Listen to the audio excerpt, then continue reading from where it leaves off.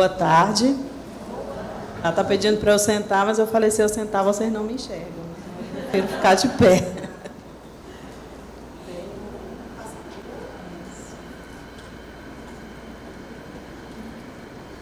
A Elaine vai ficar aqui comigo, mas nesse momento tem um pessoal ali que pediram um atendimento e o doutor Sidney pediu que ela fosse atendê-los. Então, eu vou começando aqui sem ela e logo após ela sobe aqui também. O tema que a gente trouxe é para tentar agregar, junto com vocês, ou pelo menos a gente tentar enxergar uma luzinha de como a gente vai articular todas essas políticas numa rede de colaboração entre as instituições, para que a gente tenha realmente uma rede efetiva de proteção à criança e ao adolescente. A ideia é essa, por isso que a gente ficou por último. As políticas públicas para a promoção da igualdade socioeducacional. Como é que eu passo? Eu não vou falar da legislação, porque todos os que nos antecederam falaram dos artigos da legislação em que a gente tem a garantia dos direitos das crianças e dos adolescentes. Então, nós temos o direito na área da social, na área da saúde, na área da educação, na área de segurança. Então, eu não vou falar dos artigos, até porque todos já falaram e vocês também já conhecem, e pelo tempo a gente vai adiantar.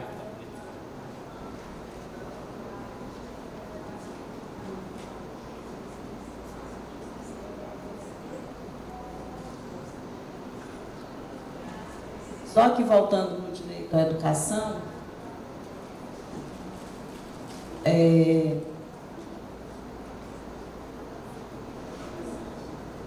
dentre os princípios, que estão previstos no artigo 6º, é dever dos pais ou responsáveis efetuar a matrícula das crianças na educação básica. E aí, da gente partindo desse princípio, a gente pensar que se o pai já matricula a criança na escola, o restante é com a gente. Por mais que a gente precise da ajuda deles, no sentido da educação integral não no sentido de tempo, integral no sentido de formação. O mais importante é que ele matricule a criança na escola e ele garanta a frequência dessa criança na escola. Então, que a gente parta dessa premissa. Em relação ao ensino privado, nós colocamos aqui também, porque o ensino privado ele é regulado pelo sistema público. É o Conselho Estadual de Educação ou o Conselho Municipal de Educação que regula o ensino privado. Então, também faz parte do sistema de educação, o ensino privado. Aí vem a garantia de direito também da educação, como está contemplado no Estatuto da Criança e do Adolescente. A filosofia do Estatuto da Criança e do Adolescente, tudo que é direito da criança e do adolescente é dever do Estado, da família e da sociedade garantir com absoluta prioridade. E os direitos assegurados são a proteção integral, a proteção especial diante de qualquer ameaça ou violação. Em relação à categoria desses direitos, nós temos primeiro o direito à vida e à alimentação, que tem relação com a sobrevivência. O segundo, a educação, cultura, lazer e profissionalização, que tem a ver com o desenvolvimento pessoal e social. E o terceiro, direito à liberdade, respeito à dignidade, à convivência familiar e comunitária, que tem a ver com a integridade física, psicológica e moral das crianças e adolescentes. Em relação às violências, também já foi tratado, tanto a doutora Mirella quanto o doutor Sidney, a Silvia, todos falaram em relação às violências que são praticadas na sociedade, na família, na escola, em todos os ambientes em relação à criança. E aí eu trouxe uma definição de Ferrari e Vecina, que esclarece em relação a desigualdades.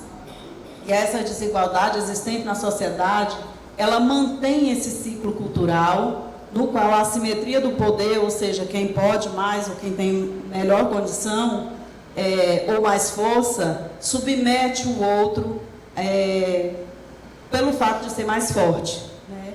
E aí vem a questão do abuso, do maus trato, a relação de poder sobre o outro. No Disque 100, isso é resultado de uma pesquisa, os termos mais utilizados para narrar situações de violência, né, em relação ao trabalho infantil, a exploração do trabalho, violência física, sexual, agressões, em relação ao cerceamento da liberdade, agressão psíquica, individual ou social, trabalho escravo, então é tudo que está lá. Na área da saúde, a gente tem algumas violações de direito também. Dificuldade de atendimento e acompanhamento médico, bem como realização de exames laboratoriais e outros no sistema de saúde. O doutor André acabou de falar disso, né? Nem os meninos que estão aí sob a proteção da lei e a tutela do Estado não estão conseguindo esses atendimentos.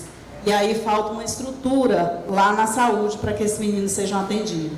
Falta de acompanhamento e ao cumprimento do cronograma obrigatório de vacinação.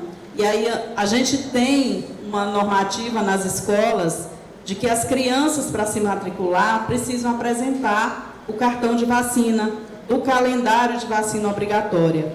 Com tanto discurso contrário à vacina do Covid, hoje nós temos escola que não está mais pedindo o cartão de vacina para as crianças. E é necessário que a gente contribua, enquanto educação, que as crianças tenham o cartão das vacinas obrigatórias. Eu não estou falando da vacina do Covid, eu estou falando do calendário de vacinas obrigatórias. E aí nós temos hoje situações de doenças que já eram consideradas erradicadas, voltando a aparecer em função da gente ter deixado de vacinar ou de cumprir com os cronogramas de vacinação. Falta de equipe multiprofissional para emissão de laudos médicos especializados para os alunos considerados público da educação especial lá no município. E nós teremos em agosto um outro evento e a gente vai tratar de educação especial também, junto com a Adelaide, que acabou de sair daqui. Nós vamos ter um evento que vai tratar da educação especial e falaremos um pouco mais sobre laudos médico, necessidade ou não desse laudo médico. Dificuldade de atendimento médico especializado para criança e adolescente em outras áreas. Nós temos crianças que precisam de atendimento oftalmológico, nós temos crianças que precisam do atendimento psicológico, de psiquiatra, de neuro, e tantos outros atendimentos que elas acabam não tendo na rede de saúde. E aí, na área social, algumas violações de direito também, nós pegamos um material de uma pesquisa nacional que foi feita, dos tipos de violência mencionados na área social: negligência, agressão física, desproteção, sofrimento, embora sofrimento esteja ligado também a outros tipos, né, de agressão física, por exemplo, automutilação, abuso sexual, trabalho infantil, violência psicológica. E aí a gente precisa saber o lugar da escola, né? E aí a escola é a instituição básica de atendimento da criança e do adolescente e é o primeiro lugar que a criança participa ou frequenta quando ela deixa a convivência familiar. É o primeiro lugar, a instância social, né, em que ela começa a frequentar, é a escola. E aí a gente tem um panorama de violência e escola. E aí nós temos duas pesquisas que a gente se embasou para elaborar esse material, que trata da violência à escola, violência na escola e violência da escola. Em relação à violência à escola, é quando ela se refere a uma violência contra o estabelecimento físico da instituição. Ela vem de fora para dentro da escola. A violência na escola são aquelas violências que acontecem no espaço externo da escola, mas que afetam a dinâmica da instituição.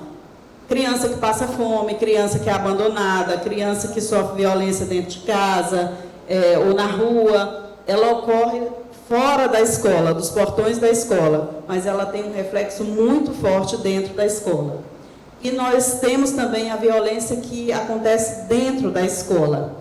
E é mais conhecida como a violência institucional, em que a instituição não possui ações de prevenção e ou meios de acessar essas violências. Aí nós temos o bullying, a violência psicológica, a violência sexual, preconceitos, entre outras diversas formas de violência que acontecem na instituição, dentro da instituição, cometida tanto pelos alunos quanto por nós, que somos os agentes e representantes do Estado nessa instituição.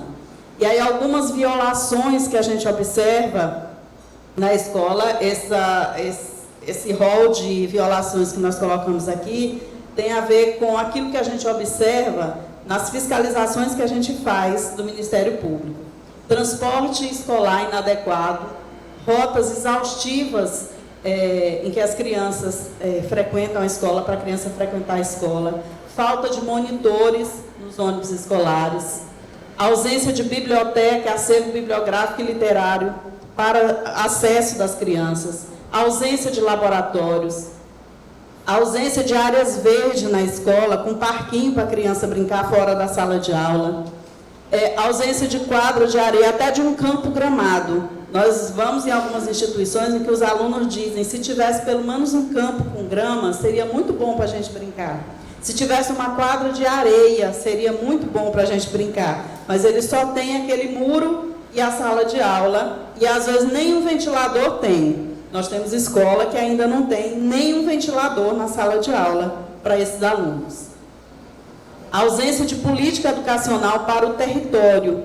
E aí, quando a gente fala de plano municipal de educação, o plano municipal de educação, ele não se refere apenas à educação municipal. Ela se refere à educação do território. E aí o prefeito precisa pensar na educação para os cidadãos que residem no município. E aí vai pensar da educação infantil até o ensino superior.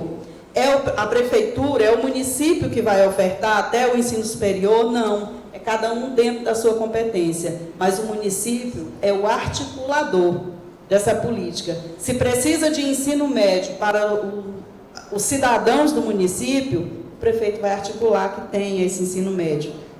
Nós estamos vendo em muitos locais que fecharam os ensino médio noturno. Será que não tem mais aluno para estudar à noite? Será que todo mundo já concluiu a educação básica, os 12 anos da educação básica, e não tem mais aluno para estudar à noite? Será que não tem jovens e adultos que poderiam estudar à noite? E os trabalhadores, como é que eles estão fazendo? E aí os meninos estão desistindo de estudar durante o dia porque só tem ensino médio de tempo integral e eles, na idade já de 14, 15, 17 anos, eles querem trabalhar, porque eles querem ter o dinheiro deles e precisam trabalhar. E aí como é que fica a questão do ensino médio noturno? Isso é papel do município, de articular com o Estado essa política. Quem vai ofertar ensino médio é o Estado. Mas é preciso que o município articule, porque é o cidadão do município que precisa dessa educação.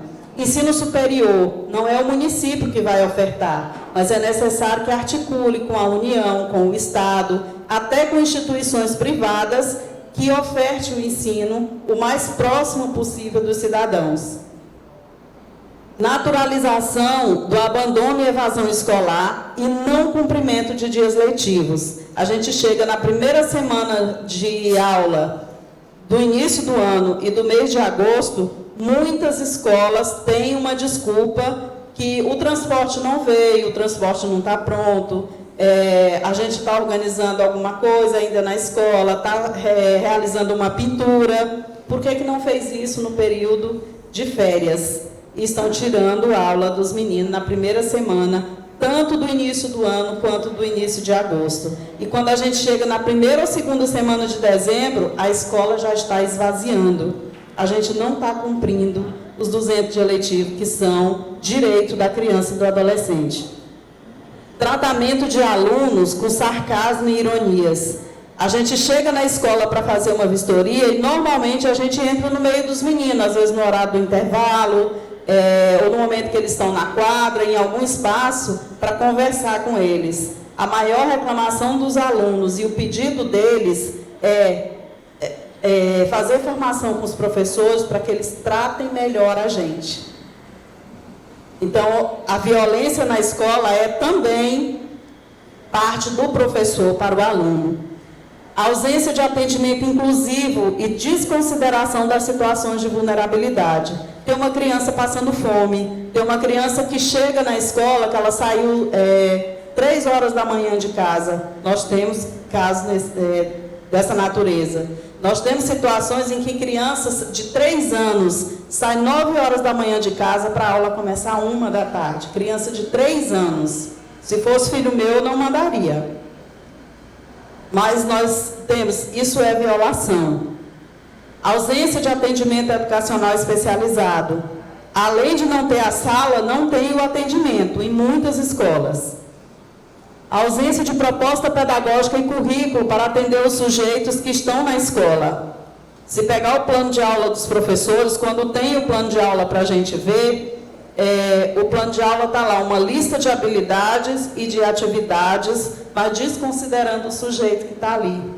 É uma turma de 5º ano ou de 4º ano, está planejado de acordo com as habilidades que estão previstas no documento curricular, mas o aluno que está ali, no 4º ou 5º ano, ele não está sabendo ler e escrever. Mas o planejamento da aula foi feito com base no documento e não no sujeito que está ali. Isso é realidade em muitas escolas.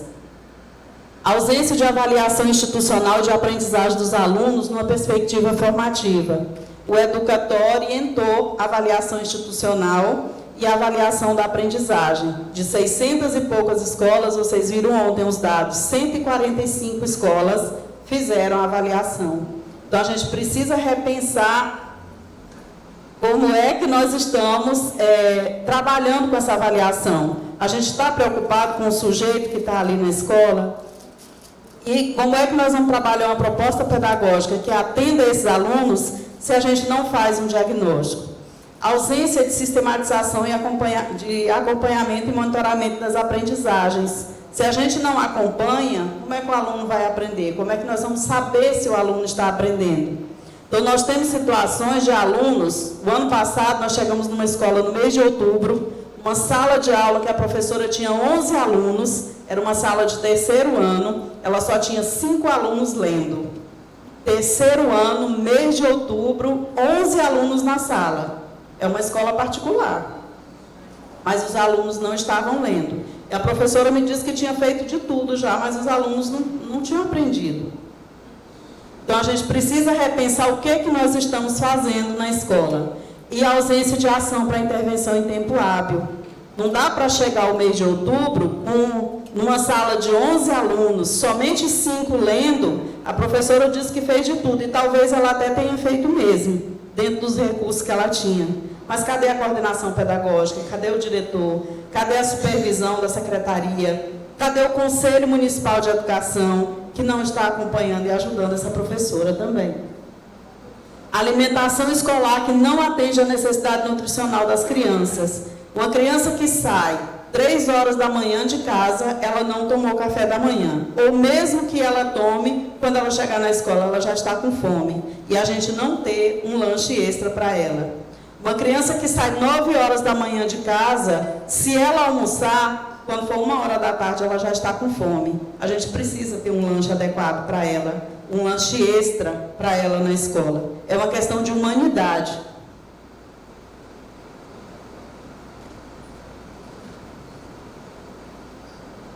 E aí, em relação à necessidade de articulação entre as políticas, você quer falar, Helena? Em relação à articulação entre as políticas para a proteção integral da criança e do adolescente, a gente precisa pensar em quais são esses objetivos. Integrar as políticas setoriais, onde cada um está fazendo a sua parte, ou tentando fazer a sua parte, no movimento de articulação,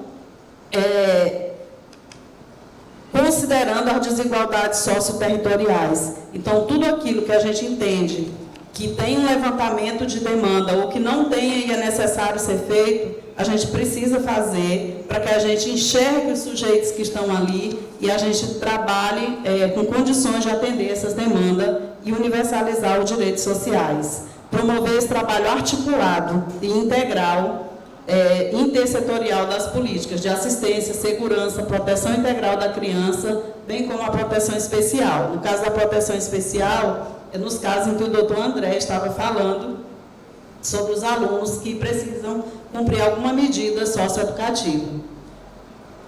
E aí essa ideia de intersetorialidade é a ideia de associar as políticas que conjugam os saberes, une as competências e multiplica os resultados, né, ultrapassando a segmentação do atendimento, onde cada um faz alguma coisa e a gente não chega a um denominador comum, porque a gente não integra essas políticas.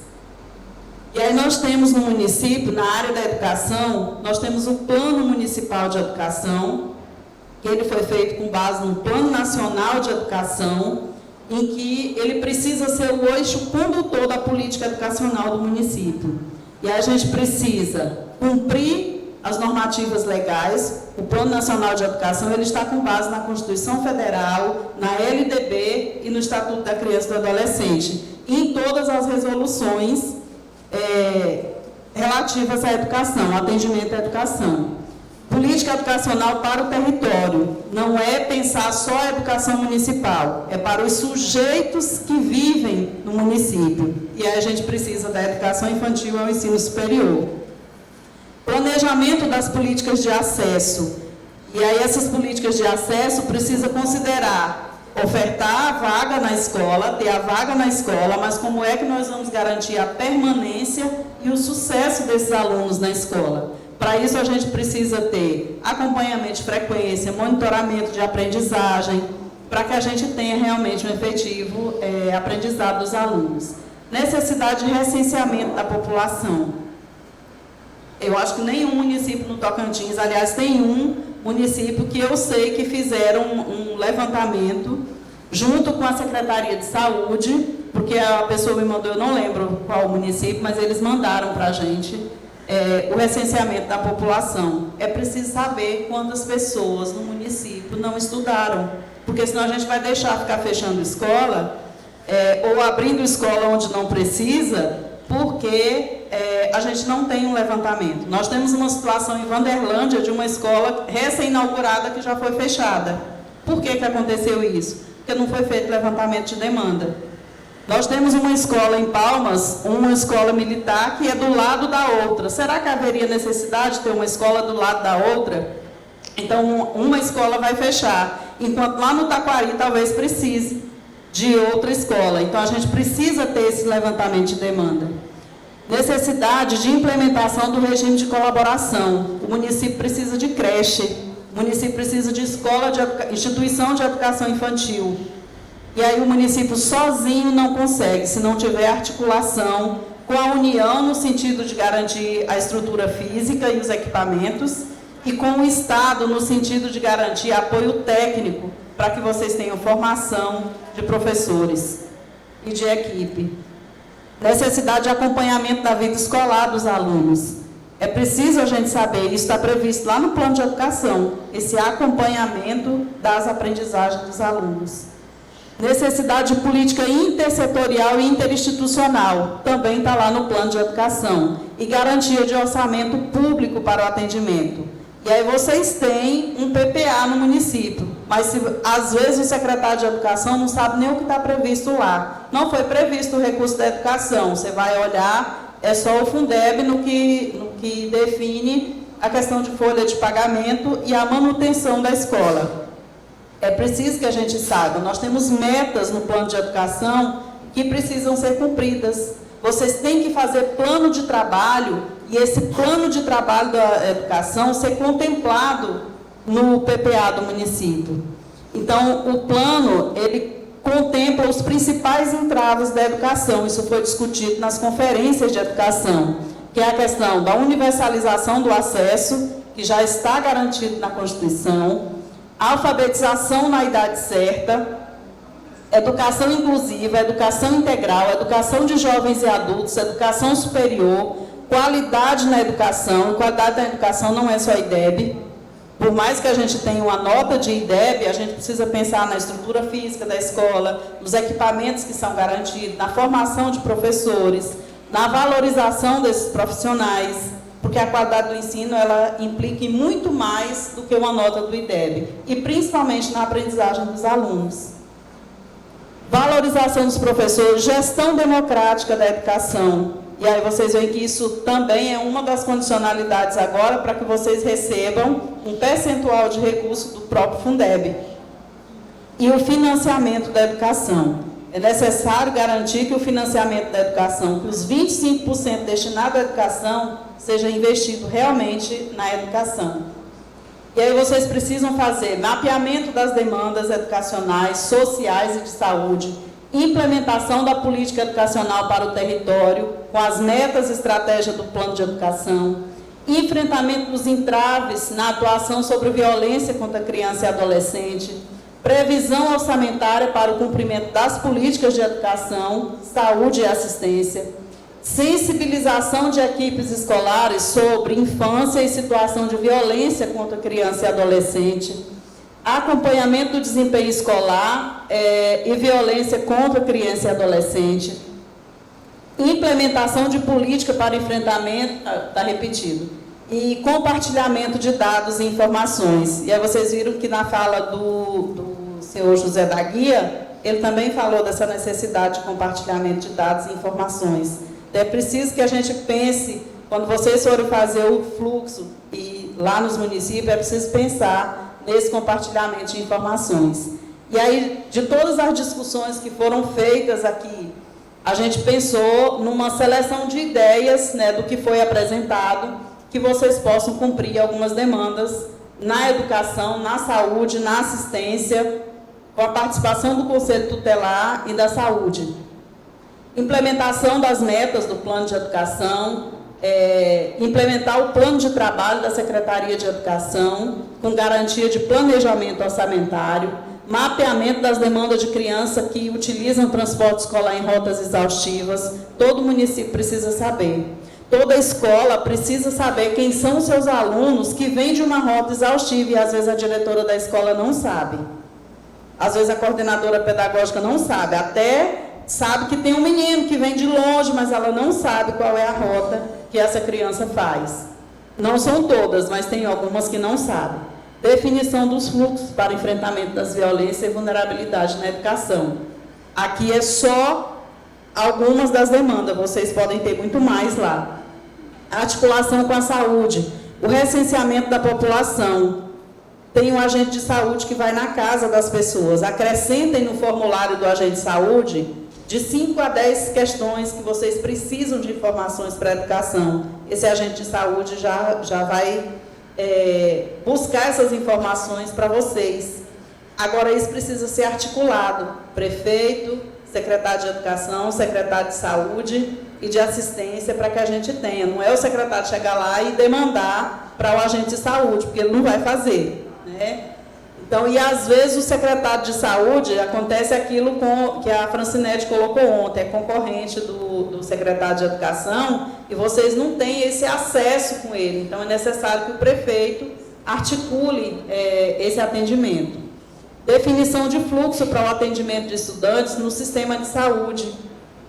Não é questão de privilégio, é questão de estruturar melhor o sistema de saúde para que os estudantes tenham acesso a esse sistema, aquelas situações em que eles precisam de atendimento. Definição de atendimentos que são realizados no município, aquilo que é regulado pelo Estado, e contratação de serviço para atendimento dos estudantes. Chamada pública para cumprimento de calendário de vacinação obrigatória. É preciso que a escola também faça esse esforço junto com a saúde para esse cumprimento. Nós não podemos deixar o sarampo voltar. Articulação com assistência social, levantamento de demanda e atendimento de criança que passa fome, que vive em situação de vulnerabilidade, que precisam de atendimento médico. Nós temos criança em que os pais são usuários de algum entorpecente, pais e mães que os dois ficam bêbados a noite inteira e não acordam para mandar as crianças para a escola. Tem várias situações. Elaboração de protocolos e fluxo de atendimento intersetorial e interinstitucional e compartilhamento de informações. Articulação com o Conselho Tutelar. Como é que vocês podem fazer essa articulação? Fluxos para atendimento, no caso de suspeitas de maus tratos, encaminhamento para médico especialista. Vocês têm a suspeita de que a criança está sofrendo maus tratos. Como é que vai ser o fluxo na escola que vocês vão fazer para encaminhar isso para o Conselho Tutelar? Articulação com a rede de proteção para a construção conjunta do fluxo educação e escola para o atendimento de vítima e testemunhas de violência. A Silvia já falou, tanto no seminário da rede de colaboração, a Silvia fez uma palestra sobre, e hoje ela comentou também sobre a necessidade desse fluxo. Articulação com segurança. E aí, às vezes, no município só tem um posto policial que tem 1 ou 2 policiais militares que ficam lá. Qual vai ser o fluxo que vocês vão fazer com a segurança para que exista ronda na escola, patrulhamento na escola, protocolo de segurança na escola, colaboração no treinamento pessoal, que fica na portaria da escola, e aí às vezes a gente tem aquela ASG, uma senhorinha que fica lá na porta da escola. Como é que essa senhorinha vai identificar e vai ajudar no controle de violência ou de acesso de pessoas dentro da escola? Então é preciso que a gente repense como é que nós vamos fazer isso e articular isso com a segurança de como fazer e quem são as pessoas mais indicadas para ficar nessa portaria. Colaboração em programas como o PROERD, que é da Polícia Militar, que eles fazem com os municípios. Aqui são as ações, né? Definir, articular a instituição, definir políticas, definir fluxos e plano de ação e cronograma. E aí um detalhamento, articular essa rede de conversa entre as instituições, criar um comitê interinstitucional. Ontem foi comentado aqui, né, o doutor Sidney falou, um comitê, um gabinete, seja o nome que vocês queiram dar, mas é preciso que exista esse comitê entre as instituições para que a gente construa fluxos melhores. Elaborar e implementar a política setorial e intersetorial e também interinstitucional. Elaborar fluxos para atendimento em prol da proteção de criança, dos direitos da criança e dos adolescentes, detalhar em instrumentos setoriais e interinstitucional para atendimento em prol da proteção desses direitos e compartilhar informações, definir cronograma para esse atendimento e para a construção desses fluxos, definir os recursos necessários, tanto para a educação, para a assistência, para a saúde, e no caso de questão de segurança, definir recursos também, como é que vai atuar o Conselho Tutelar, porque às vezes o Conselho Tutelar não tem um carro para fazer uma visita. Onde que vai alocar esse recurso, como é que vai ser utilizado, quem vai disponibilizar o carro. Às vezes é preciso adquirir um carro para o Conselho Tutelar, porque ele precisa fazer visitas e às vezes ele não tem. E definir os responsáveis em cada setor pelas ações das políticas dos planos de trabalho. E aí, para além de rememorar as garantias legais, as competências do Estado, de cada agente, cada um no seu espaço de atuação, das famílias e da sociedade, o enfrentamento à violência contra criança e adolescente e a garantia de direito, empreende a criação de espaços para refletir sobre as violações cometidas pelas instituições e os seus agentes e, principalmente, planejar e executar políticas intersetoriais e interinstitucionais com efetiva articulação entre as ações e as pessoas responsáveis, com vistas a incidir na garantia do direito e proteção das crianças e adolescentes. Com certeza, os responsáveis pela saúde, pelos dados, pelas informações da saúde, sabem disso tudo porque está lá na lei. A lei é a mesma para a gente e para eles. Então, o que a gente quer agora? A gente quer estabelecer os fluxos dentro da escola para que esses problemas, que não são somente da escola, saiam do ambiente escolar. Caminhem pelas outras esferas, inclusive pelo Ministério Público. Vocês ouviram o doutor André falando que não tem denúncias, que é o número mínimo de denúncias que vem do ambiente escolar. Agora está todo mundo sabendo que a gente precisa criar fluxos para preservar a identidade do professor e a segurança do professor. Então, a gente vai criar os fluxos, se vai ser ofício, o que for. E aí, o que eu quero dizer para vocês, eu disse ontem aqui com o doutor Sidney, é que vocês não estarão sozinhos nisso aí. até porque a gente não sabe nem por onde começar. Então, qual é a nossa proposta? É que a gente continue trabalhando no âmbito da rede de colaboração, para que a gente possa formar os técnicos, formar os responsáveis, para a gente estabelecer esses fluxos. Mas aí, parabenizar vocês por estarem aqui até agora e dizer que essa lei, toda essa lei que a gente contesta, essa lei que a gente fala assim, Regina está ali com a cabeça quente, porque o tempo inteiro aqui a gente falando de rede de proteção e ela calculando se o IBEL do ano que vem consegue cobrir as despesas do município. Eu fui dirigente municipal de educação. Eu sei do conflito de cada um de vocês. No entanto, a gente não pode, de forma alguma, pensar que a gente não tem condições de fazer por algum motivo, porque a base maior para fazer ela já está contida na lei. Né? Então, assim,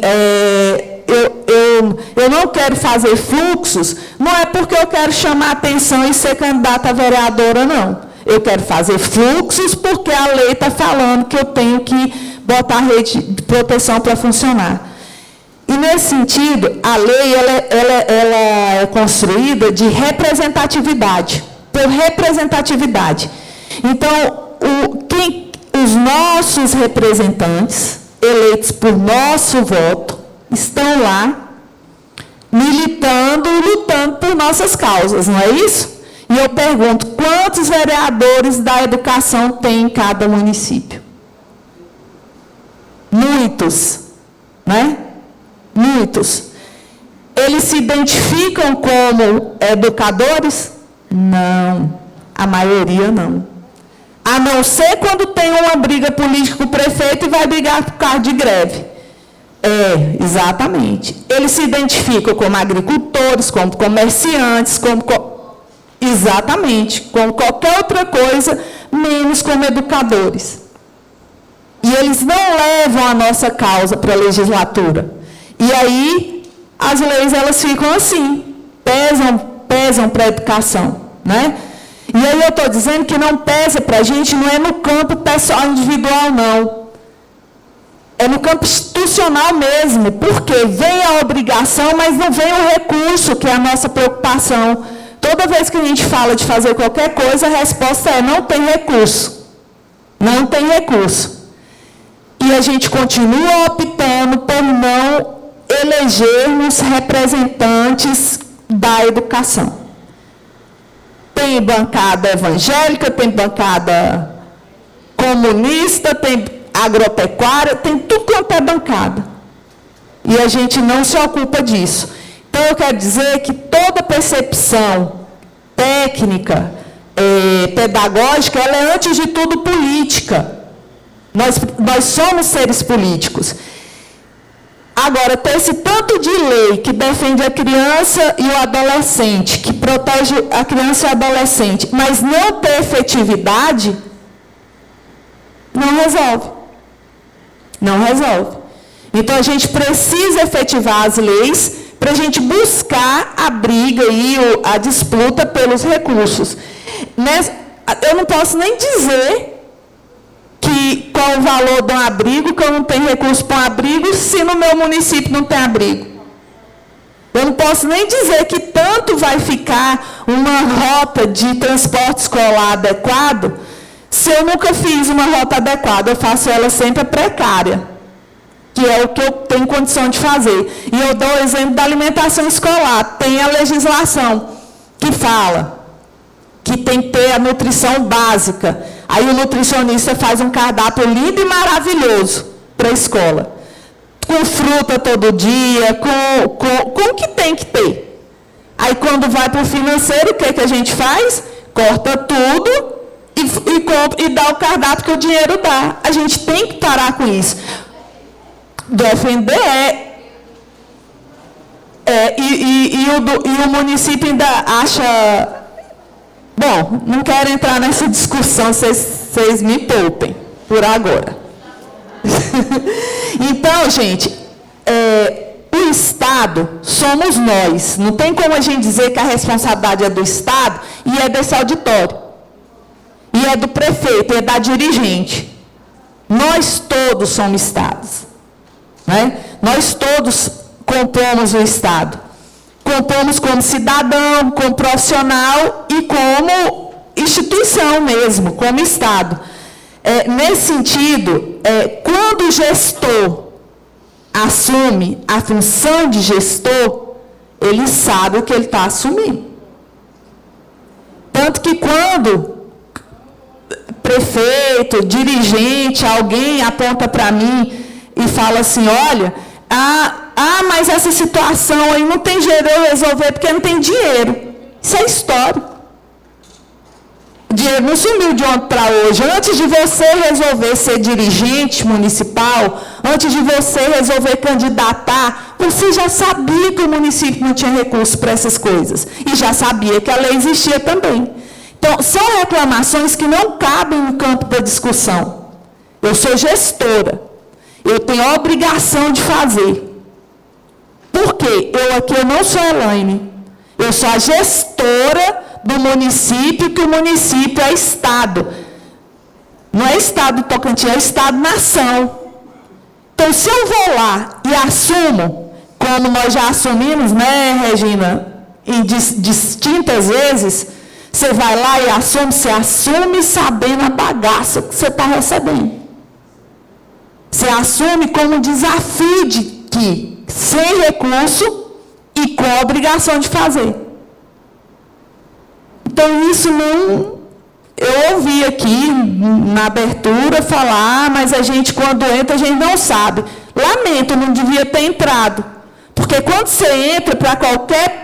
Está na lei, não sou eu que estou falando. Você entra na legislatura, você entra lá no executivo, você entra com um plano de governo baseado nos dados do município, no recurso que o município arrecada. E você entra com a responsabilidade e a promessa. Não é só a responsabilidade, você ainda enfatiza a promessa. Eu vou fazer uma educação melhor. Eu vou proteger as crianças da prostituição, das drogas. Gente, isso é formação crítica. Né? Nós precisamos pensar em relação a isso. Então, não justifica um professor também, e aí eu falo, o povo contraria, né? Cadê Xambioá? Contraria, né, Ana? Ana com a gente, mas eu falo, não adianta o professor estar numa sala de aula adoecendo. Vamos procurar outra profissão. Porque um professor que adoece na sala de aula, ele adoece o aluno, ele adoece o secretário, o coordenador pedagógico. Vamos procurar outra profissão.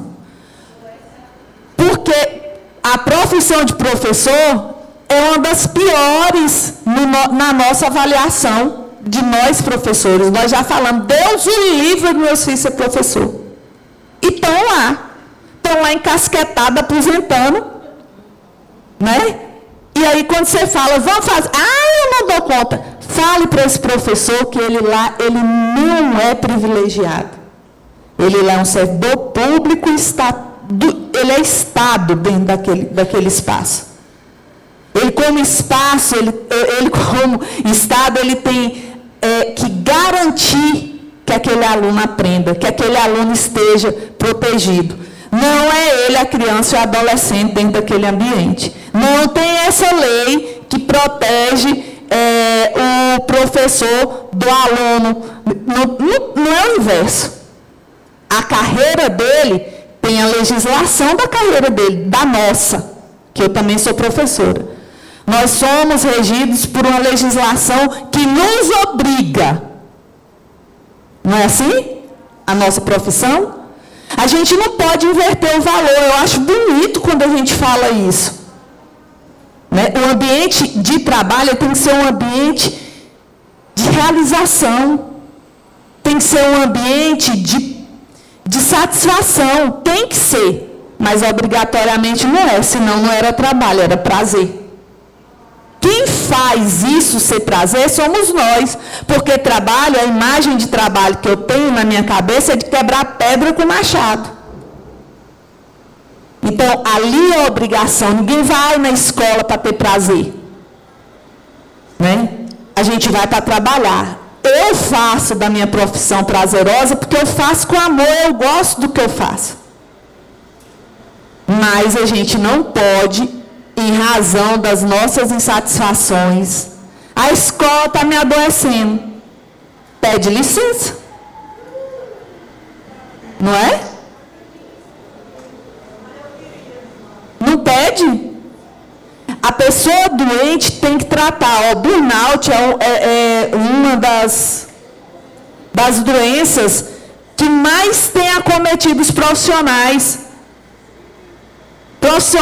O profissional que pede licença, ele não fica lá na escola piorando a saúde dele.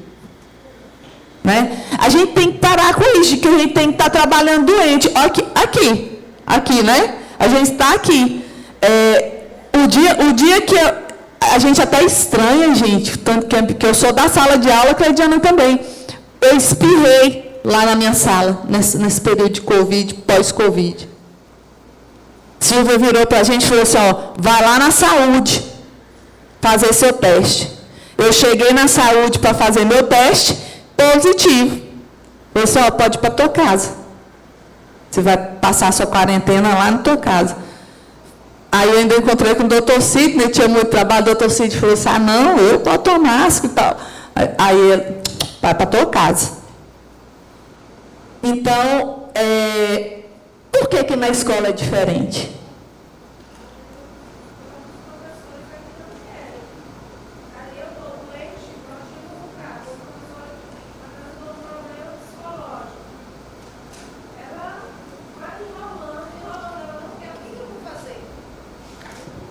Eu vou obrigar o professor a pegar a licença? Não posso. Mas ele não quer, ele está doente, está adoecendo a turma e vai.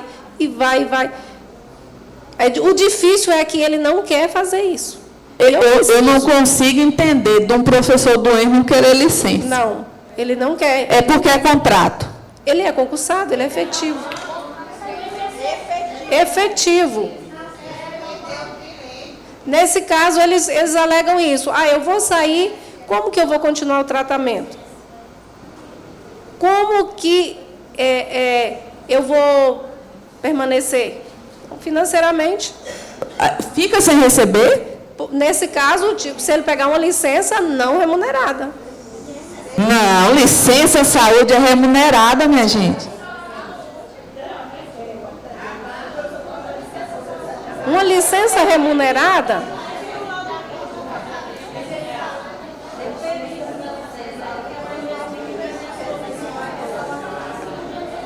Pois é, aí olha só, observem. Onde que está o problema então? Está dentro do ambiente da escola? Não, não está.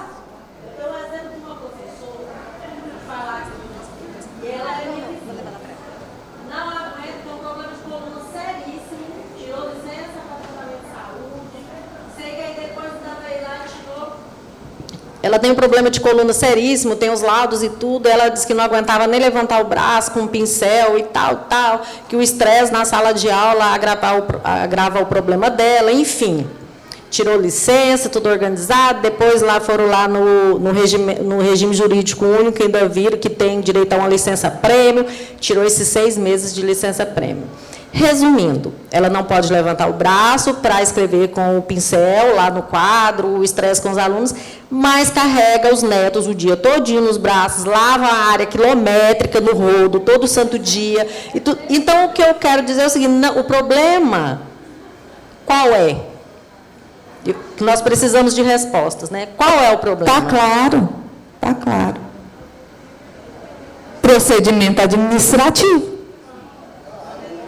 Onde que está a avaliação de desempenho? Que doença tem que ser tratada, mentira tem que ser inibida. Então, gente, para tudo tem solução. Eu não sei quem fala sério. Se falar, ela ainda dá uma solução. Eu não posso falar, eu tenho que falar faz como dizer, de casa.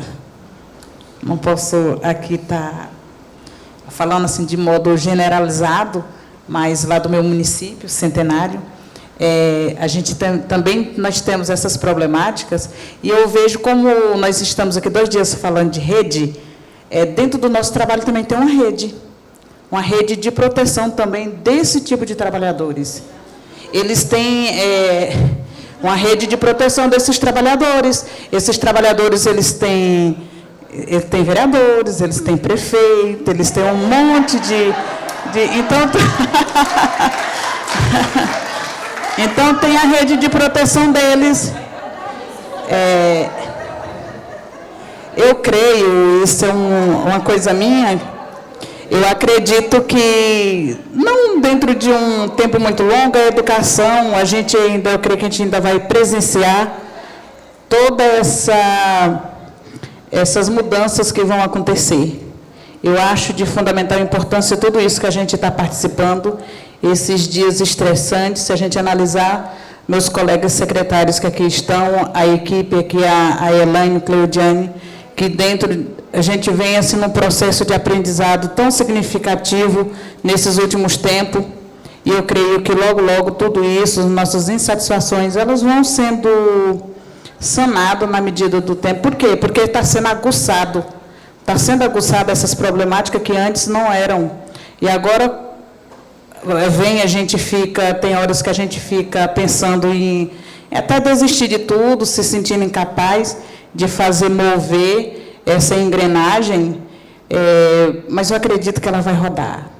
E quando rodar, a gente vai, até que enfim. A gente fez parte dessa história. A gente fez parte, está fazendo parte de tudo isso.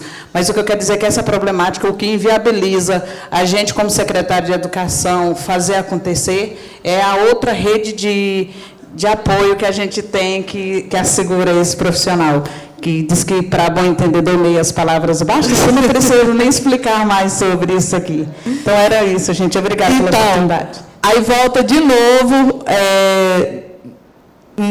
no que eu falei, assim, quem a gente elege. Né? Quando é na época de eleição, eu não gosto de política, não me fale de política, então vamos continuar convivendo com o resultado que a gente está recebendo de quem gosta, né? Porque quem gosta são esses. Esses estarão envolvidos sempre na política porque vivem dela. Enfim, eu acho que dessa nossa discussão, nós precisamos consolidar, né, a aprendizagem, consolidação da aprendizagem. Entender que a rede de proteção é um dever de Estado, é um dever de Estado, e que essa rede de proteção nos municípios está ineficiente, porque nós entramos em concordância aí de que ela não está protegendo nada, né? Só tem outra rede mais forte que protege. Que a formação técnica, ela é necessária, ela deve ser composta com a formação política, que é o que eu estou tentando dizer, que só a formação técnica não resolve.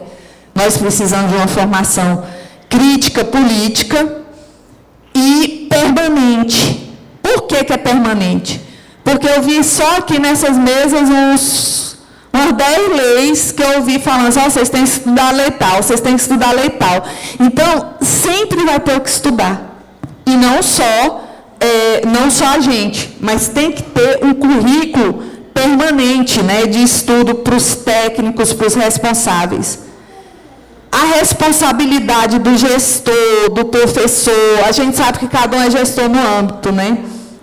Vocês viram que é uma responsabilidade cabível com punibilidade, né, que vai de multa à detenção. Então, assim, não só para a gente, porque lá não fala se é para o secretário de Educação, é para o professor, mas todos, né, estão envolvidos nessa situação, e que situações de omissão também são crime. Né? Então, omitir, deixar de fazer. Né? Então, nesse sentido, nós aprendemos também que são diversos tipos de violência, que é uma coisa que eu converso muito aqui no Ministério Público, porque quem é fora da educação, quem é de fora da educação, entende que violência, basicamente, é violência física e sexual. Nós identificamos N situações de violência dentro do ambiente, fora do ambiente, né? Eu digo que até situações de violência permanente, reiteradas.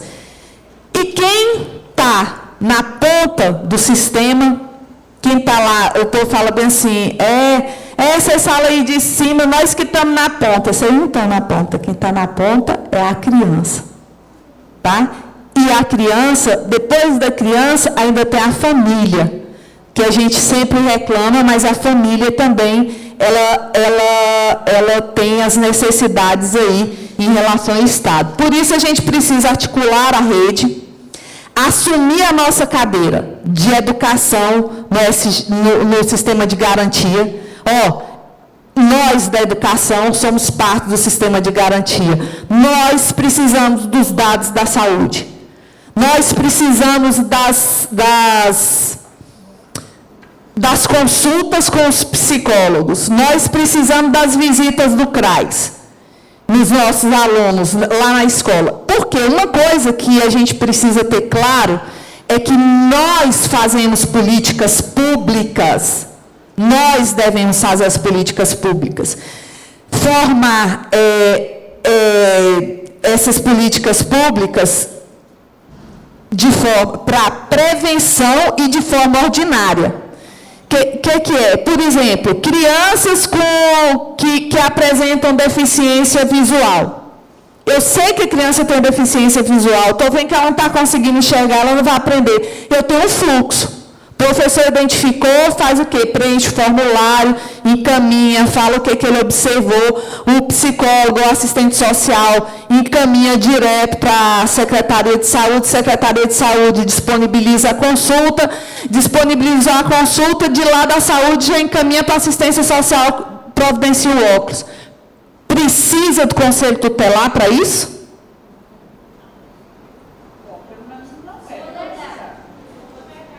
Se não for negado. É isso que eu quero deixar claro. As políticas públicas, elas são ordinárias, são necessárias e precisam ser efetivadas. Na negativa desse direito, o Conselho Tutelar. E a implantação dos fluxos, o diagnóstico que Cleidiana também falou, a implantação da escuta. Eu vi que vocês preocuparam, eu também preocupei, o doutor Cid preocupou, porque nós precisamos ter escuta especializada em todos os municípios. E nós vamos trabalhar para isso na educação, para que tenhamos também na educação. E a formação contínua e concreta da equipe multiprofissional.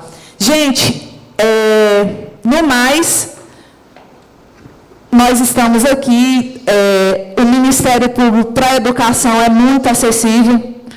E na rede, a gente está disponível, o doutor Cito está disponível, o doutor Benedito, a Adelaide, o Calpige. Então, assim, dúvidas, necessidades, o que for que a gente puder contribuir para a melhoria dessa rede de proteção, para a melhoria da qualidade, nós estamos aqui à disposição. Quero agradecer a presença de cada um de vocês. Nosso muito obrigado. Isso. E lembrando que, assim como o certificado, todo o material que foi repassado nesses 2 dias vão estar disponíveis lá na página do CESAF, que foi onde vocês entraram para fazer a inscrição. Então, todo o material, assim como o certificado, vai estar disponível lá na página do CESAF.